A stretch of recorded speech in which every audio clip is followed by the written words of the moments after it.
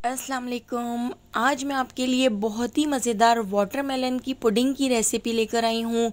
इतनी मज़ेदार बनती है कि मुंह में जाके घुल जाती है और बनाना तो इतना आसान है कि झटपट बनके तैयार हो जाती है। एक बार आप इसको ट्राई करेंगे तो बच्चे रोज़ाना इस वाटरमेलन की पुडिंग को खाने की फरमाइश करेंगे। तो चलिए चलते हैं इस मज़ेदार सी रेसिपी की तरफ। माउथ एंड मेल्टेड वाटरमेलन की पुडिंग बनाने के लिए हमने यहाँ पर तरबूज के कुछ स्लाइस ले लिए हैं। तो 6 से 7 अदद तरबूज के इस तरह से पीसेस हमने कट कर लिए हैं। इन सारे पीसेस को हम ब्लेंडर जार में डाल देते हैं और थोड़ा सा ही बिल्कुल हम इसमें पानी ऐड करेंगे ताकि हम इसको अच्छी तरह से पीस सकें। तो 3 से 4 टेबल स्पून पानी ऐड करने के बाद हमने इसको बहुत अच्छी तरह से पीस लिया है। तो वाटरमेलन का ये ज़बरदस्त सा जूस हमारा बनकर रेडी हो चुका है। तो हम इसको मेजरमेंट के साथ तैयार करेंगे ताकि हमारी वाटरमेलन की पुडिंग बहुत ही मज़ेदार बन के तैयार हो। तो देखिए 3 कप हमने यहाँ पर वाटरमेलन जूस ले लिया है। अब मैंने यहाँ पर एक स्ट्रेनर रख लिया है। स्ट्रेनर से छान कर हम इस जूस को एक बाउल में ऐड कर देते हैं। तो 3 कप हमने यहाँ पर वाटरमेलन जूस लिया है।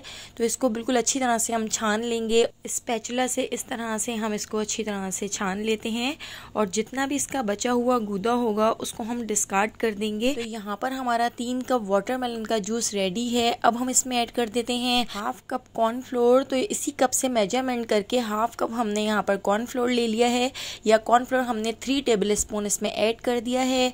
अब हम इसमें 4 टेबल स्पून भर के चीनी ऐड कर देते हैं। चीनी आप अपने टेस्ट के हिसाब से इसमें ऐड कर सकते हैं, लेकिन मैंने 4 टेबल स्पून चीनी ऐड की है जो बिल्कुल परफेक्ट थी।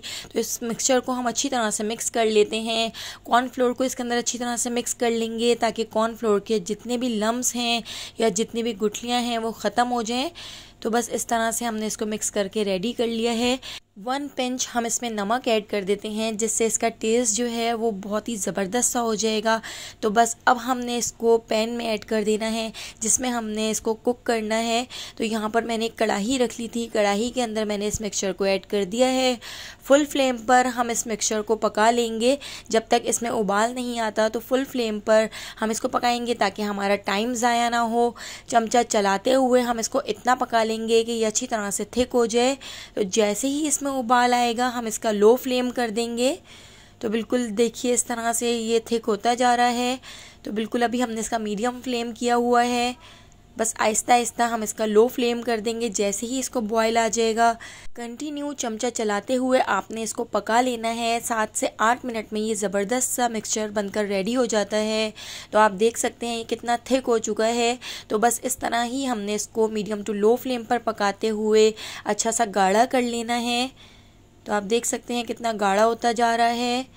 तो यहाँ पर आप इसकी कंसिस्टेंसी देख सकते हैं। बस हमने इसको इतना ही गाढ़ा रखना है। तो अब हम गैस के फ्लेम को बंद कर देते हैं और यहाँ पर हमने एक बाउल ले लिया है। तो मैंने यहाँ स्क्वायर शेप में बाउल लिया है। इसको मैंने ऑयल से ग्रीस कर लिया है। अब हम इस पूरे मिक्सचर को गरम गरम ही इस बाउल में ऐड कर देते हैं। हम इस कढ़ाई को अच्छी तरह से साफ़ कर लेंगे ताकि हमारा मिक्सचर ज़ाया ना हो। अब हम देखिए इस तरह चमचे की मदद से इसको फैला देंगे और बिल्कुल इसको लेवल में कर लेंगे। अब इसको हम थोड़ा सा टैप कर लेते हैं ताकि इसमें जितने भी बबल्स हों वो ख़त्म हो जाएं। अब हमने इसको 1 घंटा रूम टेम्परेचर पे आने तक छोड़ दिया था। इसके बाद मैंने इसको 4 घंटे के लिए फ्रिज में रख दिया था। तो ये बिल्कुल ठंडा हो चुका है। अब हम साइडों से इसको थोड़ा सा लूज़ कर लेते हैं और इस तरह से हम इसके ऊपर प्लेट रख कर इसको हम इस तरह से डीमोल्ड कर लेते हैं। तो यहाँ पर हमारी ज़बरदस्त सी वाटरमेलन की पुडिंग बनकर तैयार हो गई है। तो देखिए कितनी ज़बरदस्त लग रही है। तो इसके ऊपर से हम थोड़ा सा कोकोनट ऐड कर देते हैं। तो पिसा हुआ खोपरा हमने इसके ऊपर इस तरह से डाल दिया है। अब हम इसकी कटिंग कर लेते हैं। तो पहले हम इस तरह से लंबाई में इसकी कटिंग कर लेंगे। तो आप देख सकते हैं कितनी परफेक्ट पुडिंग बनकर तैयार हुई है, मुंह में जाके घुल जाती है। तो अब हम इसको इस तरह से स्क्वायर शेप में कट कर लेते हैं। आप जिस तरह भी इसको कट करना चाहें आप उस तरह इसको कट करके इसको गार्निश कर सकते हैं। तो यहाँ पर हमारी ज़बरदस्त सी पुडिंग रेडी है। अगर आपको ये मेरी रेसिपी पसंद आई हो तो लाइक कर दीजिएगा और मुझे कमेंट करके बताइएगा कि आपको मेरी ये रेसिपी कैसी लगी। मेरे चैनल पर न्यू हैं तो चैनल को सब्सक्राइब करना बिल्कुल भी मत भूलिएगा।